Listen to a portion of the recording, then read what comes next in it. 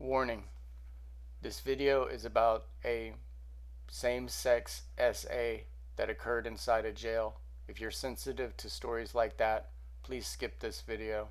I was assigned this case through standard case assignment protocol, and I went to PDDF to conduct an interview with the victim. The victim was no longer housed on 5 West. The victim was moved to Redacted for his safety.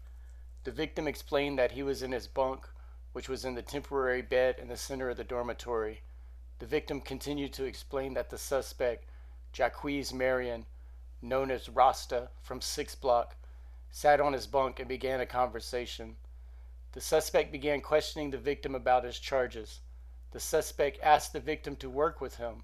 The suspect also told the victim, "Don't lie to me. I'll tell my guys. I'll protect you."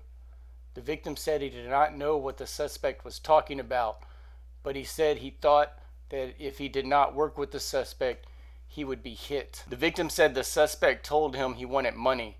The victim said, "We don't have much, but my wife could probably do $100. The suspect said, "Make it $150. The suspect provided a phone number for a Cash App transaction. The $150 was sent to the Cash App name Redacted. The Cash App account holder Redacted. The victim went over to the phone. Once the victim was talking to his wife, the suspect stood near and provided Cash App information for the transaction. After the phone call, the suspect told the victim to follow him up to the cell Redacted. Once in the cell, the victim sat down on the lower bunk. The suspect said, "Let me make it clear, you don't ever tell me no." Afterwards, the suspect told the victim to touch his member. The victim said he began to get upset, but he decided to touch the suspect's member with the back of his hand.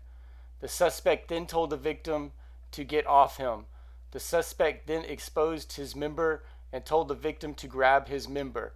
At this point, the victim explains that the suspect grabs a blanket and drapes it over his shoulders in an effort to conceal his activity. The suspect then told the victim to expose himself, and he became more upset. Then the suspect told the victim to grab his member and again to move it.